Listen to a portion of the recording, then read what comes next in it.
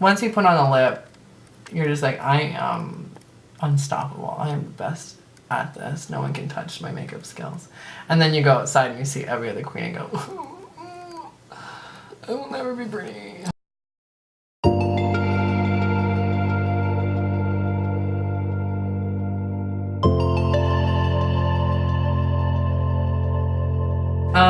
I first got into drag, actually, well, like a lot of the kids these days, after watching RuPaul. And so I started doing drag in my basement and obsessing over the Vancouver girls. So at the time, that was like the original Brat Pack when that was out. So I'd been doing it really since I was 16. I'd started putting on, you know, makeup and kind of developing a character. My first show in Squamish actually was at this a restaurant called The Nest at 4 p.m. for a bunch of families. I got on stage and I basically yelled Kiss from a Rose by Seal. There's nothing quite like that feeling of purposely messing up.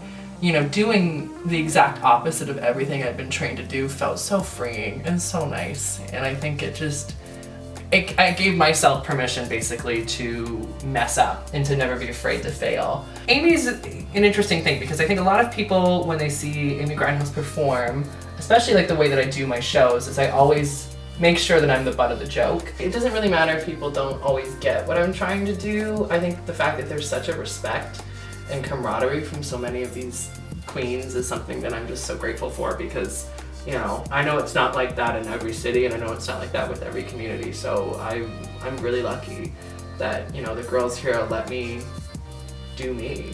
Well, there's so many queens here. This is the thing, I have so many queens that I look up to.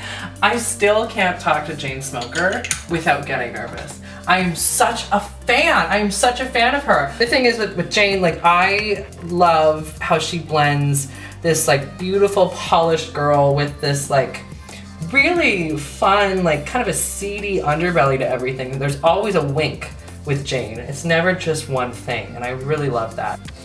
I mean, I'm obviously really influenced by people like, you know, Alma Bitches. I do think that there's something, like Alma opened a door for a different group of people, and I really appreciate that. I think we're seeing a lot of different type of drag on Davy, and I think it has a lot to do with her. I really look up to my family, actually. I've got a really unbelievably amazing family. It's like, especially like for a lot of us queer people, like family, like biological family can be really difficult, but I'm really lucky that I got, you know, the ones that I got through whatever lottery. I came out really young. I was out of the closet when I was 14. When I was younger, my parents used to buy books because they thought I was actually gonna be, I was gonna come out as trans. I can't even think about how amazing that is, and that wasn't like, you know, recently. This was like, you know, the 90s. They really cared. They just wanted to make sure that whatever I wanted to do, I could, and that I'd be happy doing it and to live my truth. And yeah, I'm the luckiest, you know, person in the world to have that. It's great in a way to grow up with a little bit of pushback, because I think it forces you to be a little bit more creative, and it forces you to think about how you want to present yourself. I had a full, you know, childhood of learning how to deal with rejection better, and I think that's something that has really helped as an adult. A lot of, you know, drag and a lot of being an adult is rejection, and there is a lot of pain in it, and it's about learning how to roll with those punches. So, you know, I'm grateful that I got to get a little bit of a head start on that. However Cynthia put in her pigtails, can you cut to Cynthia, please? So thanks for watching my Cynthia Kiss makeup tutorial.